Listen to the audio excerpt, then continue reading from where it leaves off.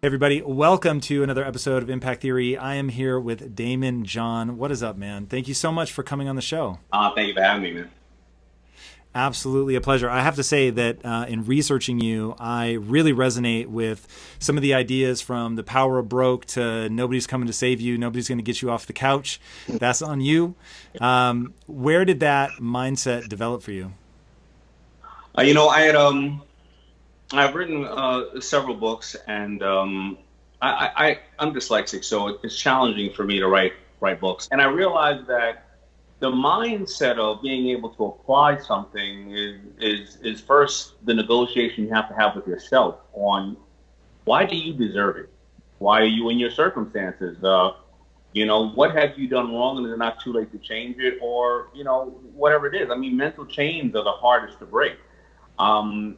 So I usually get I compile like the most commonly asked questions, because usually when I write my book, somebody asks me a question, I go read that book, go read Tim Ferriss's book, go read, whatever the case is. But I realized a lot of people just didn't mentally think they had the power. So I wrote Power Shift, because like you said, nobody's going to come to your house and take you off the couch. I mean, and especially today, right? Everybody right now is scared. They're excited. They're concerned. They're angry. And they're not thinking of you right now. They're thinking about survival mode themselves. So until you understand that you are in charge of, your mental aptitude and the way that you're going to handle life and take on the bumps and the bruises, until you understand it's up to you, the buck's up to you, then you're never going to get anywhere. So.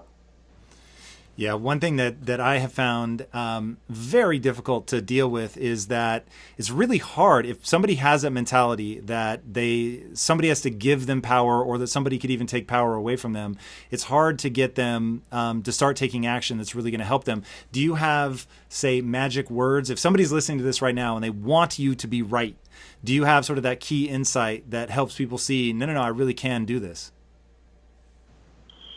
Yeah, if they've looked at all their successes, where they're happy or where they've overcome things in life, they realize they dug deep into something. They realize that they didn't take no for an answer. If they look at where they are stuck or challenged, they need to reflect and say, at what point in my life did that starry-eyed person, where did it go? And what took that away? And you'll realize at the end of the day, I mean, listen, if you're somebody who's that middle-aged person who turns back around and says, I was Al Bundy, I was the star of the football team, I had that time or whatever, or I was that beautiful woman, or I was that smart, loved my life, and now, something's gone wrong. Once you accept that, you'll realize you can get back to where you were, or that good moment, but you just have to take a hard look and take inventory. You have to write your obituary down right now, and you want to know if you're going to live like that. Now, God willing, you're still going to be here tomorrow, next year, 10 years, and 20 years from now. But until you create that change yourself, like, what do you expect to get out of it? You're going to get zero, right? And if you're miserable right now, then obviously you have done a lot of things or made a lot of excuses or had the wrong influences around you that has created the environment you're in, and what are you going to do to change it? I mean, we're seeing it every day. I mean, I think that's why Shark Tank is such a great show. You're sitting at home, and you used to think millionaires and billionaires are born with money or everything happening. You're seeing moms and dads and kids and people of all colors and genders and race and sexual preference come on there and say, no, I was home. I had zero.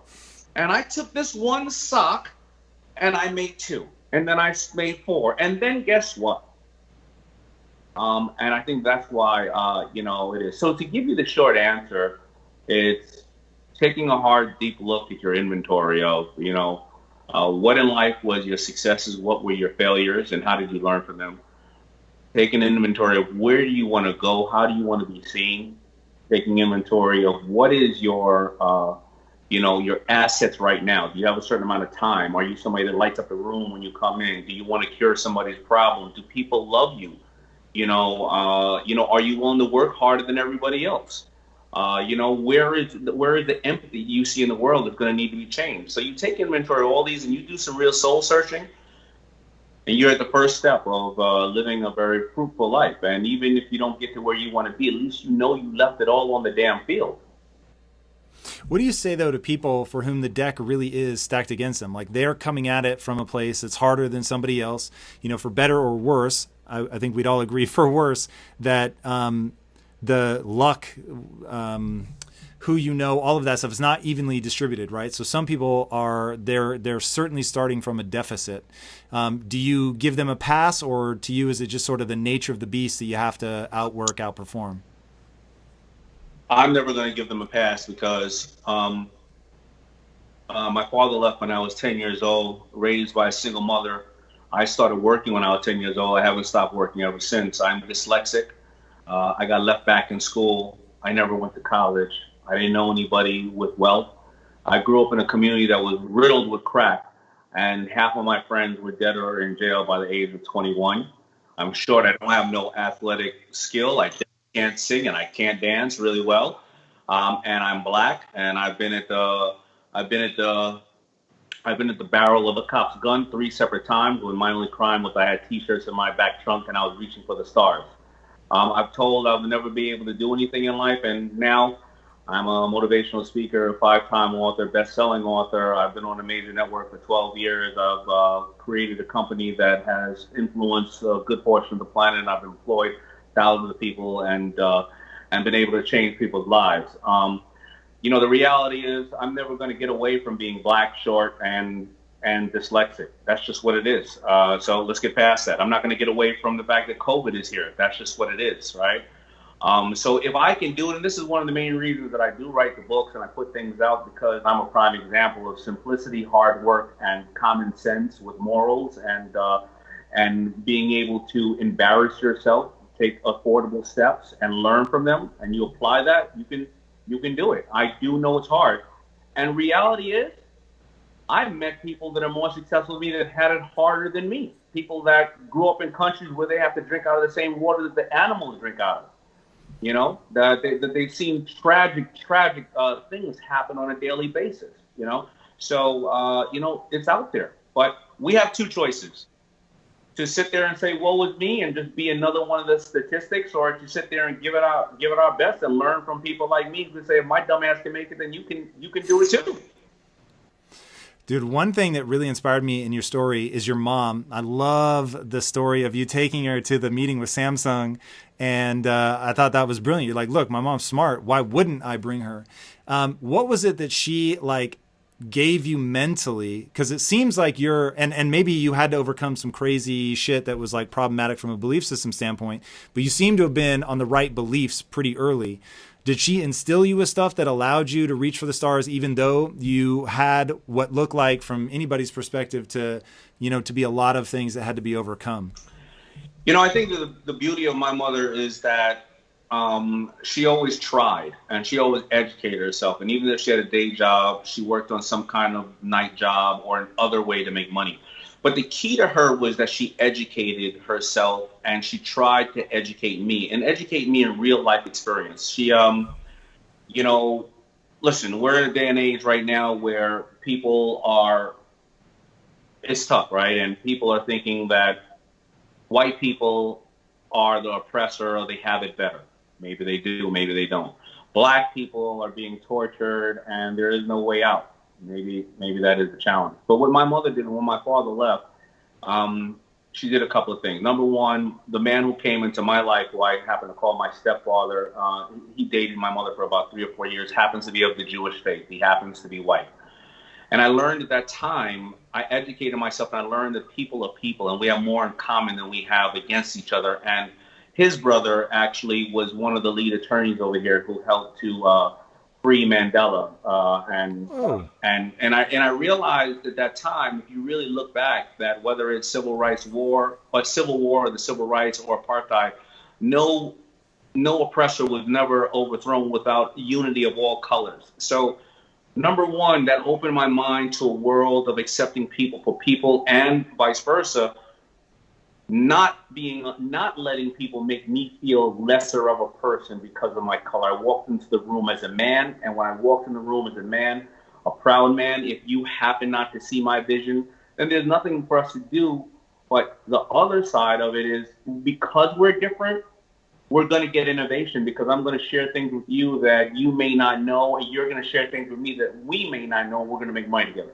So she educated me in regards to that. But then also, she would send me away to someplace different every summer for various reasons. And she wanted me to get out of the inner city where my friends were obviously, having challenges because they didn't have the right resources around. But she wanted me to see the world. So she would send me to Barbados or Toronto, or I lived in Hawaii for, the summer. Now, somebody would sit there and go, oh, okay, Daymond, well, sounds like you had a lot of resources living in Hawaii for the summer. No. My mother had a friend that worked on it, that was in the Navy, and that woman had a son. My mother said, I will take your son for the summer, you take my son for the summer. And this was before 9/11. You can buy a ticket in advance. So my mother would buy a 17 connecting flight ticket from New York to Hawaii 3 years earlier. So I would leave in June to get to Hawaii. I would get there in September. But my mind was open to all these things. And the last thing my mother did for me is, at an early age, she made me understand that I'm in charge of my own destiny. And this is the hardest thing to teach kids, because I have the challenge of teaching that to my daughters now. And I believe that if you give somebody everything, you make them the poorest person in the world. And when I was in a school right when my parents got divorced, I thought, messing up would get my parents together, because I was in the 7th grade. And I remember the teachers telling my mother, if Daymond only passed one last test, because we know he's rebelling, we will let him go. If not, he's going to have to get left back. And I went out that night before the test, and I played as much basketball as I could, and rode my bike and chewed bubble gum, did whatever I did. I get a 30 on the test. My mother goes into the school, and the teachers go, we know about the divorce. We see what he's doing. We're going to allow him to move on from 7th grade to 8th grade. And this was a Catholic school at the time, because my mother said, no, you're not. You're not going to allow him to move on, because he needs to understand that his destiny is in his hands. And I don't have any money anymore. So the little $4,000 a year I would pay for a Catholic school, I don't have it. And I'm taking Daymond out and putting him in public school. Well, of course, during that summer, I said, first of all, my mother said I'm going to be on punishment for the whole summer. I'm not going to be able to go out. But guess what? She has 2 jobs. There's no way in the world that she's going to be able to tell if I'm going out or not. And by the way, that public school she wants to send me to, they eat their young over there. I mean, they are horrible people. My mother wouldn't send her little only child to that public school. And guess what happened? My mother goes out and gets a 3rd job, so she gets a babysitter to watch me. She whips me the old school way, lay down. She took a belt, pulled down my pants, whipped my ass. And then when I got to school in September, it was not with my cozy little friends I knew for 7 years. I was in public school getting my ass whipped. And it's soaked in. Nobody's going to save me. And so I learned responsibility at that time, and that would I think it would follow me for the rest of my life, that the buck stops with me. Dude, your mom is legit. That gave me the chills when you were telling that story. I didn't get into quite that much trouble, but I had a similar. My mom was so fucking hardcore. She was not for play. And she was just like, look, if I have to discipline you till the cows come home, then so be it. That's how it's going to be. You're going to be on the straight and narrow. You're going to get your shit done. And that really did have an impact on me. And so I ended up not having kids. And part of the reason that I didn't have kids was 2, 1, like you said, I think if you give somebody everything, you make them the poorest person in the world. That is so well put. And I'd been very successful. And so I was afraid. If I say this super, super raw, I was afraid I did not have the strength of character to deny my children something. When they look at you with those big, doughy eyes, you recount that story so powerfully in your new book, Power Shift, where, of course, we don't know you're talking about your 3-year-old daughter, but you're telling the story of this like really intense negotiation, and you reveal that it is your daughter. And I thought, yeah, that's the moment where I thought I was going to be weak. So mad props to your mom. I think that is so powerful. And forcing somebody to see the consequences of their actions, I think, is really intense. Now, there's a couple ways, though, that you could have gone in that, and I'm super curious to know whether it was something else that she gave you that brought you back around to I can do this, or something else. But one way is, get so angry with her that you just continue to rebel and not do your thing. And fine, you want to send me to this school, then I'm going to start hanging out with the bad kids and doing drugs or whatever. Why didn't you? You end up obviously killing it in life. Initially with my mother, listen, I had common sense too. I realized that, it's got to be a bigger world out there than the little world that I knew in Hollis, Queens. And I would hear of people getting beat up or dying or going to jail. And I would say, I couldn't understand living in a cage for 5, 6, 7, 10 years. And I mean, listen, when we're thinking about this quarantine, people can't even, they can't stand living in their home for a month, right? So I realized it was what I didn't want out of life. I didn't know that I could potentially become successful, and that would happen later on in life. But I also broke my mother's heart when I heard her one night. I was listening in her bedroom, and she was sobbing. She's a very strong woman, and I remember why she was sobbing. It was because I was not doing the right thing, and I was getting whatever, bad grades. And I think that I heard her on the phone, and she was saying how much she was working and why was I doing this to her. And I think it was my love for her that made me want to do this, go on the straight and narrow. So it was two things. It was, I didn't want to end up where I was seeing most people end up, because I just had common sense, and, being a drug dealer was short-lived. And next thing, I was breaking the heart of the only person in my life, and I just didn't want to do that. And then I started to apply myself in various different ways, and I started to find my meaning in life on what I wanted to do, how I wanted to challenge myself, and how I wanted to create a difference. And I think that they all kind of started to flow together, but again, that didn't happen until I was like 20, 21, 22. But, that's what kids do. We're trying to find ourselves. Yeah, for sure. Speaking of kids, man, so I know you had a health scare with thyroid cancer. Congratulations, by the way, for finding it so early and taking aggressive measures. But if it had gone the other way, and you could only sort of package up for your kids, 3 ideas, and it doesn't have to be 3, but just a couple core ideas that you think maximize their chance for success. What are those foundational ideas that have led to your success? Yeah. It would have been to constantly keep moving in different circles and finding mentors and people that you are smarter than you, or they're complementary to you. They're all reaching for the stars in a methodical way that your moral compass understands. So keep expanding your circle, number one. Why is that important? Because it's interesting when you talk about getting shipped around a lot as a kid to obviously experience different things. How does that help?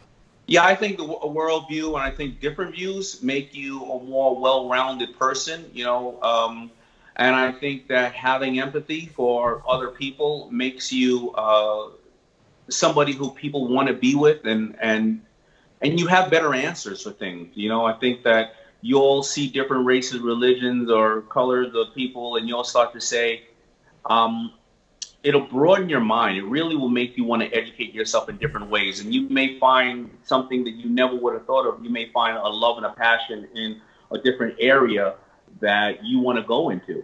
When I was coming up, there was 2 companies, Cross Colors and Call Kanai, that were started. And I remember seeing Call Kanai on a hang tag. And I remember saying to them, this light went off on my head. It said, wait a minute, I can actually make and design my own clothes. Because prior to that, we had only seen people who are flamboyant, European, white, designers, right? We never saw that.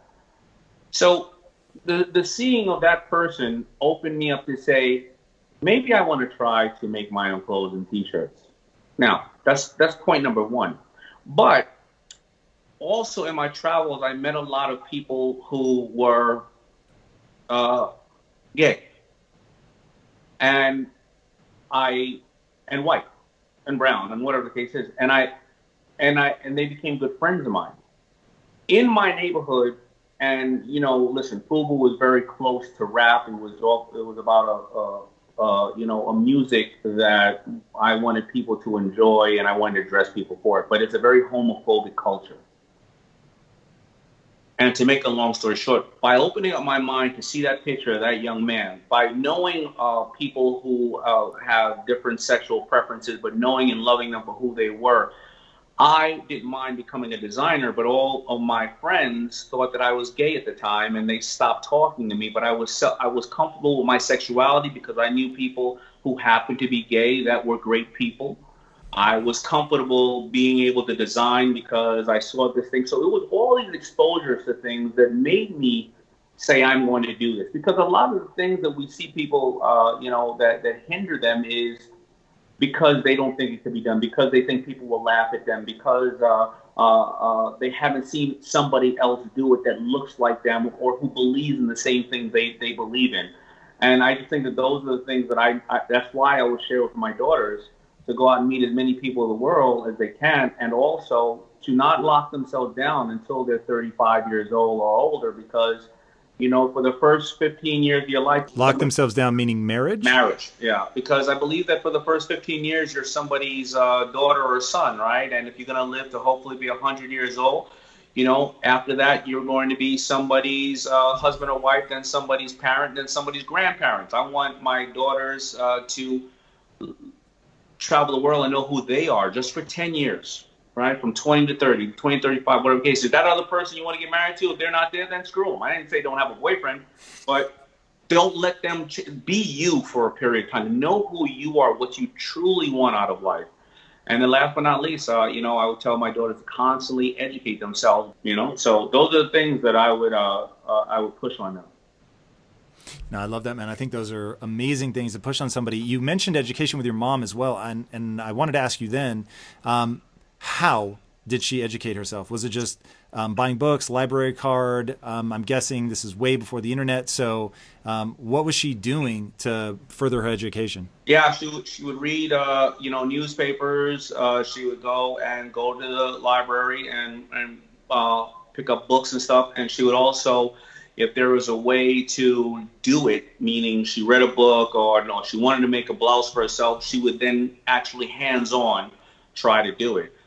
She would also teach me about educating myself because, and she did it, being very slick about it. She would say, "Hey, Daymond, I gotta get the food ready, and then I gotta go to work. So do me a favor, can you read me the New York Times?" And so I would stand there next to her for an hour a day, and I would read the New York Times, and then she would ask me questions about it, and it got me used to reading. And I gotta say, and I know that like your interviews, we go off on different topics and stuff like that, but something fascinating happened to me yesterday. My friend called me and he said, my son, who was 12 years old, I bought him something very expensive, and I told him to read that whole manual, that book, front page to the last page.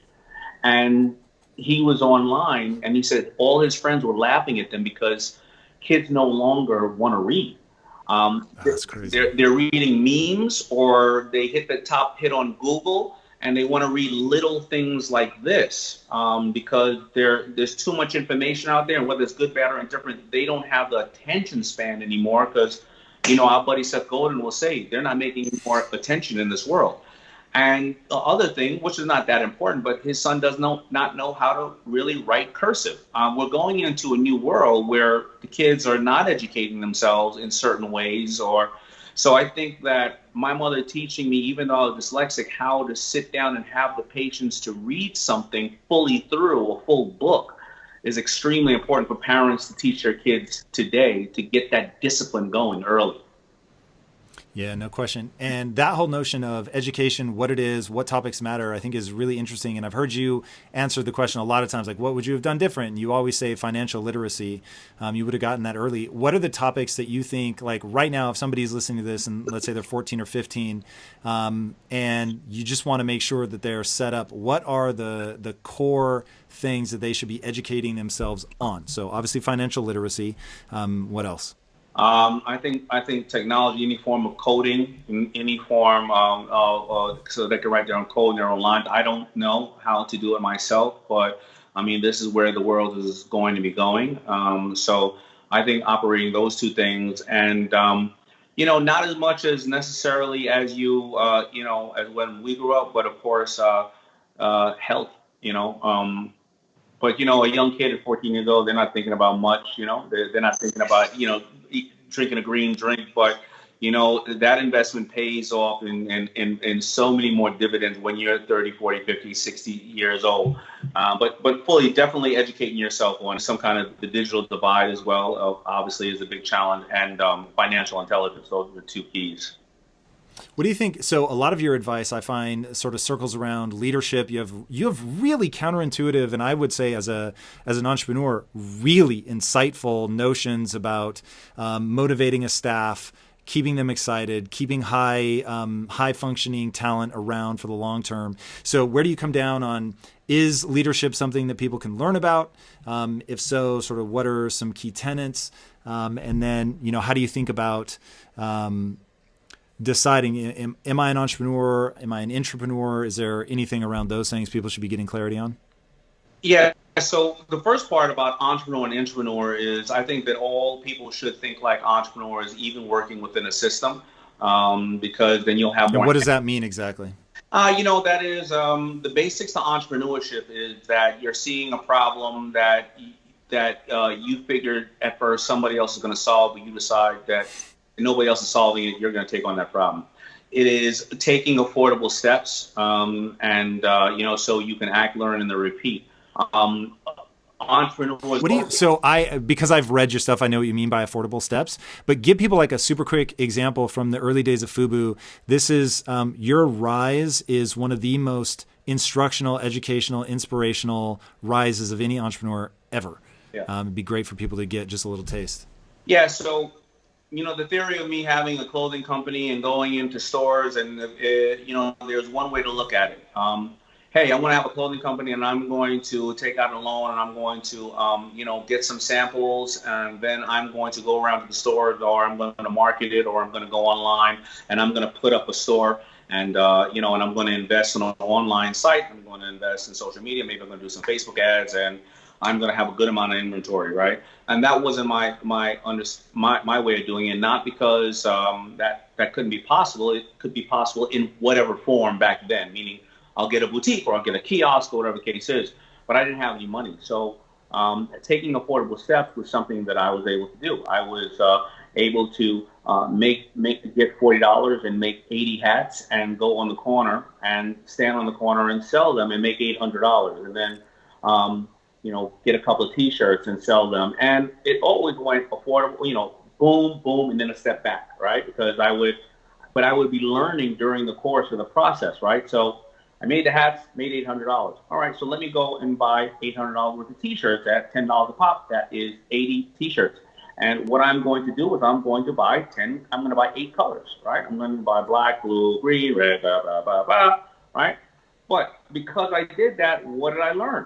Well, out of the 80 T-shirts in fashion, 65% of all sales are black, 20% is white, and the other small percent of anything else. So now I got 80 T-shirts, and I sold all the blacks and all the whites. Now I'm sitting on top of 60 T-shirts that I can't sell.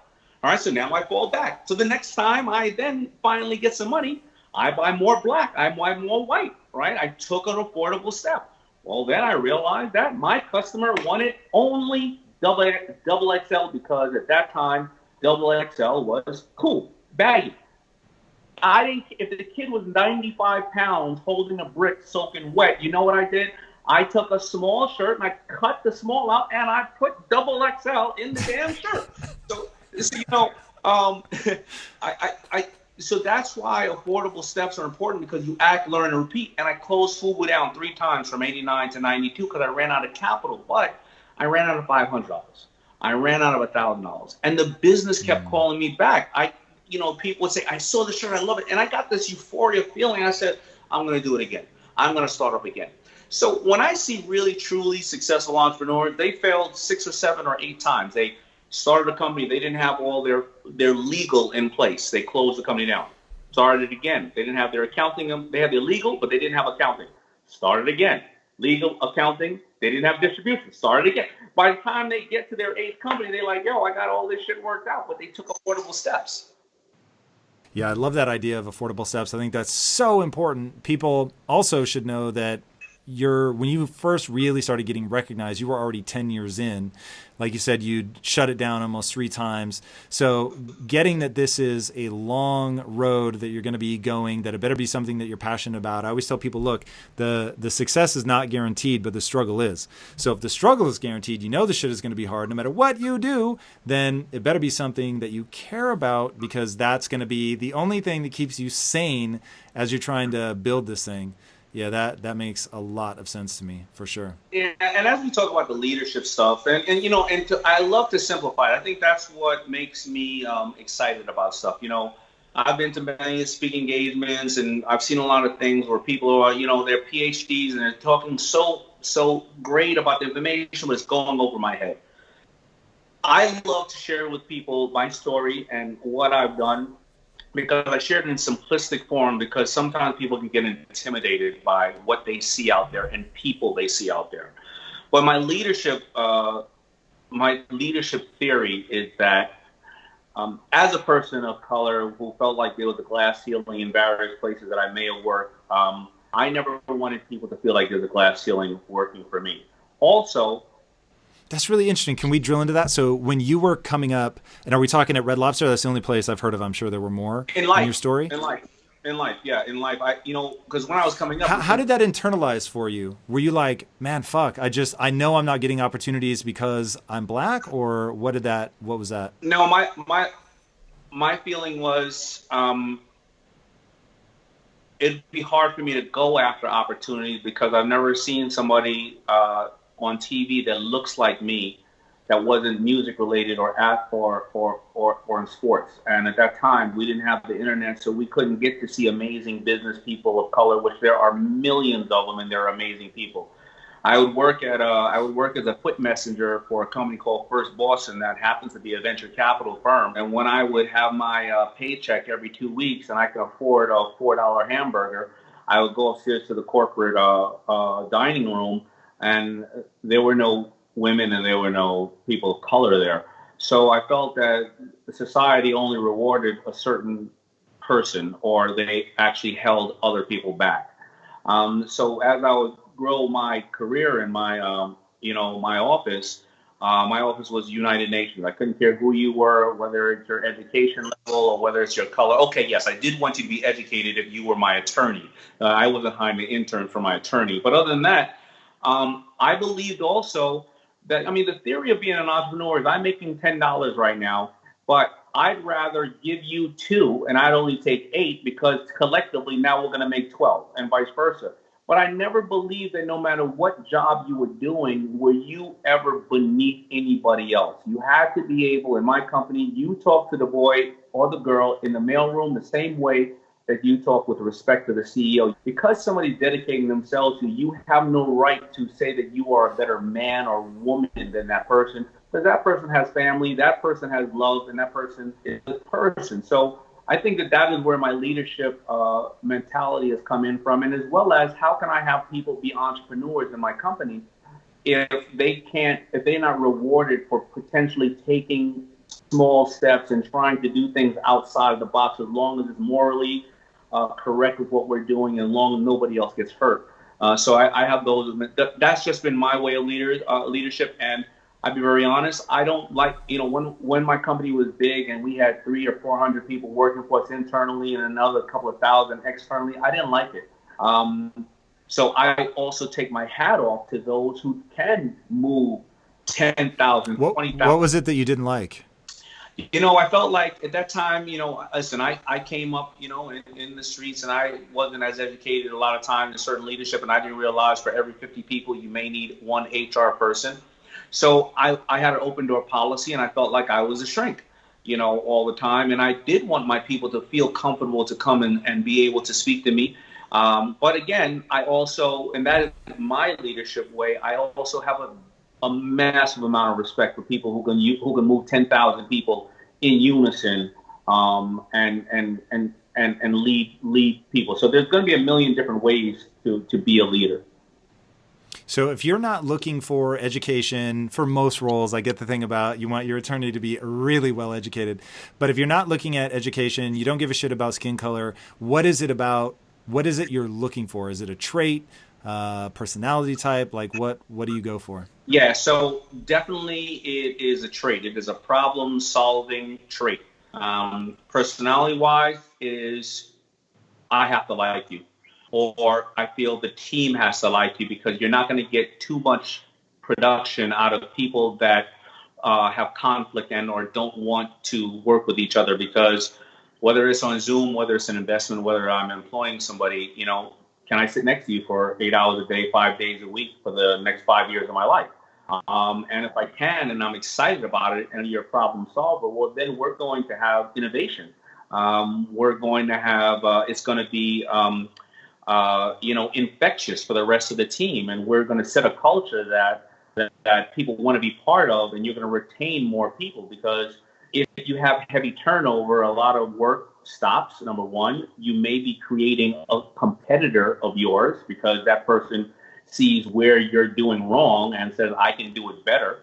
Or a lot of industry secrets are being let out. So I don't want heavy turnover. I want people we can trust. And just like in any relationship, when a couple of things happen bad, well, if you get somebody new, you're going to have your own form of problems anyway. Let's realize what happened bad. How can we learn from it? How can we get that out of the way? Because no longer will that happen, because we've gotten that out of the way. And, so that's how I feel about it. Another skill set that certainly in the new book, is largely about this, that seems pretty important to your skill set, is negotiating. People see you negotiate episode after episode on the Shark Tank. Yeah. So what are some things that you hope people take away from the book? What makes for a good negotiator? I thought you've really approached this in a unique way. You were giving advice you don't usually hear. So I'd love for you to lay out some of the basics. Yeah, Shark Tank has spoiled people in regards to how they think the theory of negotiation goes, because, again, some of those pitches can be 2 hours long, but you only see 8 minutes, and it's very simple. Hi, Sharks. My name is so forth and so on. And within 8 minutes, you have a deal or you not, and it's very, very, boom, boom, boom, boom, boom. Right? When, the reality is the negotiation almost never closes the first time that you speak to somebody, almost never. And there's three parts to a negotiation. Number one, it is how do you build influence, whether in the room that minute on Zoom, or whether when people do have that first point of interaction with you, when they pick up their phone and look and research you, when they look at your social media, are you able to build influence there because they already were kind of on the fence? That's really interesting. So are you saying that the things you put out into the world, the content that you create for your own social media account, is a form of influence, even if you're, only followed by your friends? Yeah, very true. That is, before, we used to, get somebody's card or call their references or, whatever the case, but we're no longer doing that. We're meeting people and we're pulling up who they are as soon as we leave the elevator. So I give you an example. I was in an elevator and somebody said to me, "Well, Daymond, it's 90 seconds in an elevator. How can I build influence in that time?" Well, if you said to me, "Listen, I know who you are. I never thought I would meet you. Here's what I'm doing. I love to solve these problems for people. And you know what? If you ever want to, have somebody from your team call, I'm willing to do this for you, do that for you, whatever the case is. And you know what? Either, I can over provide for you, or we'll just shake hands and, never see each other again. But I appreciate it, whatever the case is." I'm going to leave that elevator and I'm going to probably pull you up. And it's the same as kids. When kids come over to my company to work and we look on their social media, we look at what they're saying. We look at when they're posting. If you're coming over and you're an accountant and you want to work in my company, well, if you got 6 TikTok videos that are popping up every single day and you're not in social media, well, then when are you making those videos? And and we're looking at the things. Do you love charitable organizations? Are you always on there with a smile? Hey, everybody, we're looking at these things. We're human beings and we're looking at these things. So, that's where influence now is, because no matter what, somebody's going to look at what you're doing. They're going to look you up. No question. So there was two parts to that influence. That side of things is really powerful, and I think people seem willfully blind or certainly unintentionally blind to how much they're broadcasting about themselves. Then the other part was them making an offer. Hey, look, maybe you never call me, whatever, maybe it doesn't work out, but here are the things that I can do for you. How do you feel about people making that pitch? Because one thing that drives me crazy, I get people coming up to me all the time. Tom, just let me know how I can help you. And my thing is, don't make me think of how you can help me. Like, that's the first thing you can do. Oh my God. So You sound like me. yeah, how do you, like, what way actually moves you if somebody comes up and only has 90 seconds to give you a reason to go check their Instagram? Yeah, they need to feel like they can add value in a certain way, and they need to highlight their strengths on how they can bring that to the team. And maybe there's something there, maybe not. But yes, that happens to me all the time. Hey man, let me get a job. How can I help you? I don't need that. I don't. If I had all the answers on how you can help me, I'm still not going to look for you. I would have had the answer. I would have had the solution already. So yeah, I mean, that is how, the best way people to pitch people is saying, how can I be of value to you? Okay, well, here's what I do. And I know you're in apparel, Daymond.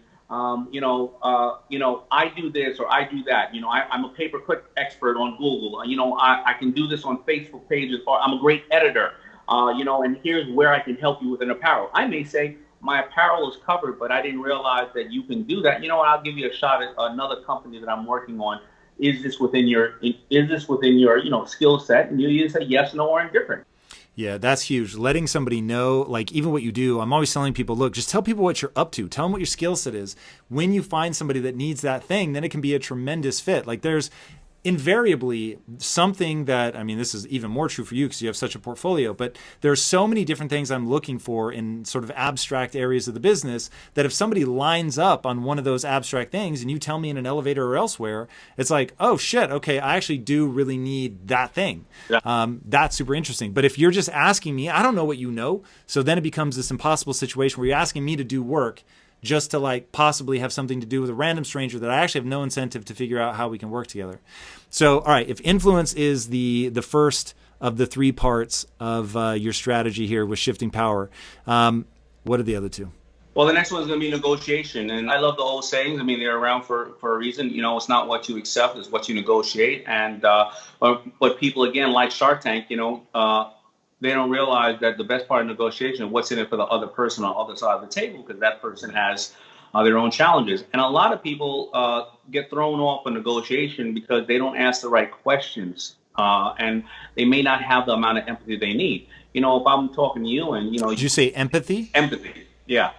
Because remember, everybody is, you're negotiating when you're trying to get into the bathroom before your husband or wife. You're trying to tell your child, get on the school bus or take you to Chuck E. Cheese on the weekend, right? So negotiating is something you're doing all day long. But sometimes people don't know the right questions to ask. I've seen people take things that I have said and said, well, he doesn't want to do the deal. But sometimes they don't say, what's in your way? How can I make this more attractive for you? What else can I come back and bring to you? Is there any references that you would like to know? Because I'm telling you, I've done this several times.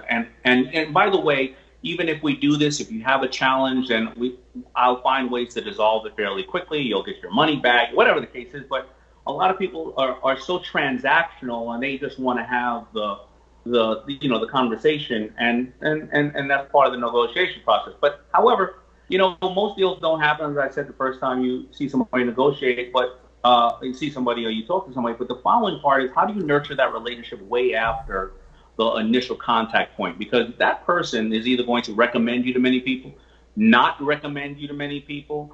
They may do a deal later on down the road because they felt that you had empathy. They felt that you knew what you wanted. They felt that you knew your value and your offering. And more importantly, you wanted to make sure that they were okay. And, the cost of the barrier entry is nothing with you or easy. And they can take affordable steps with you. And that is where you have to nurture those relationships so you can do 10 deals after that, or you have that person go on your board or be an ambassador or be a reference or things of that nature. Yeah, that's critical. And so the third part there is how to because that is really that, right? The ongoing deal flow that you get with the different people, if I remember right from the book. Yeah, so it's three parts. It's how do you build influence? How do you negotiate what's in it for the person you're negotiating with? And then how do you nurture that relationship to bring more value and get more value out of that relationship, whether the negotiation has happened or not? Yeah, Daymond, to me, this is really, man, the three killer pillars to not just shifting power, which in a second you should walk us through why you called it power shift, but isn't just the key to that, which is already interesting, but it is how you let your successes stack.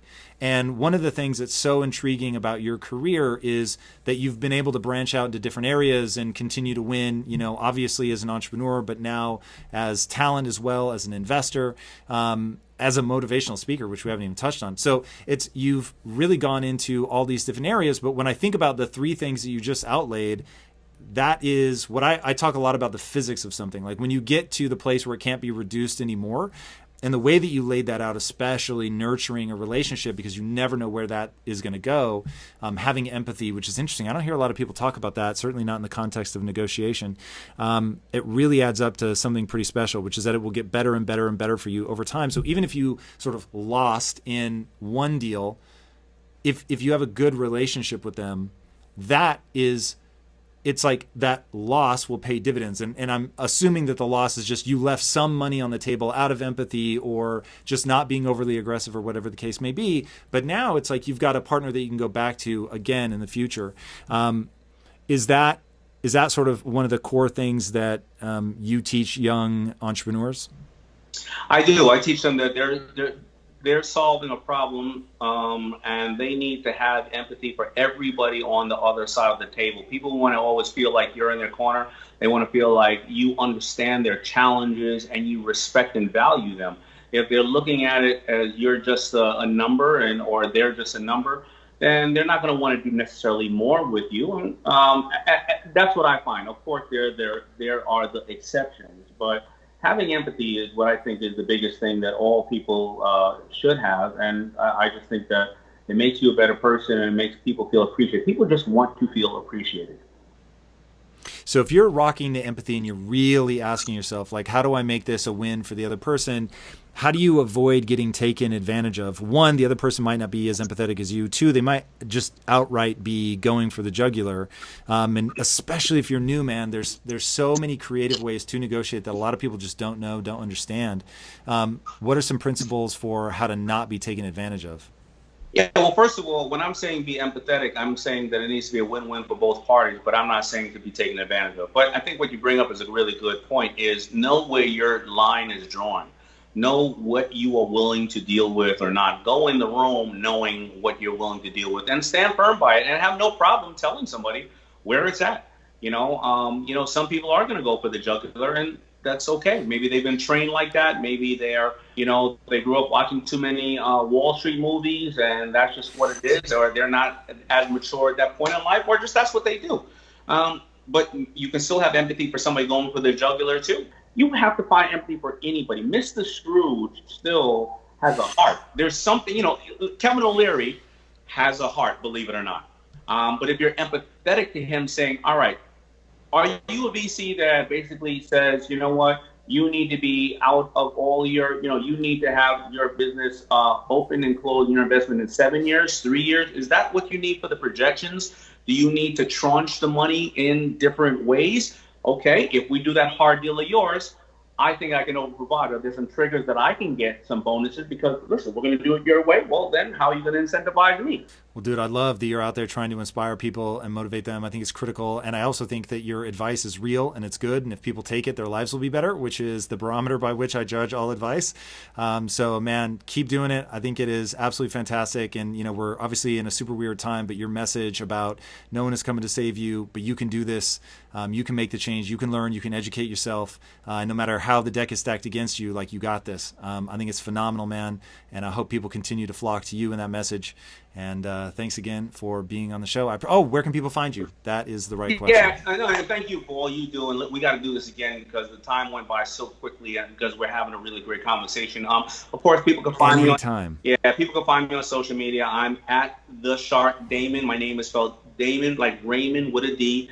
And you know what? You can get like my digital curriculums and all that stuff on, and some good nuggets to really get what you want out of life at nailyourpitch.com. So if you want to nail your pitch, go to nailyourpitch.com and get some stuff. And then you can find me fighting with Kevin O'Leary every, Friday night. So, all the best, man. Thank you so much for this time. Oh, for sure, man. Thank you. Guys, if you haven't, be sure to dive into his stuff. Read his books. They're incredible. And if you haven't already, subscribe. And until next time, my friends, be legendary. Take care. In your 20s, who's gonna make it and who's not. So, you treat everybody properly and respectfully, and you stay in touch. And very often those relationships merge their heads years later, decades later.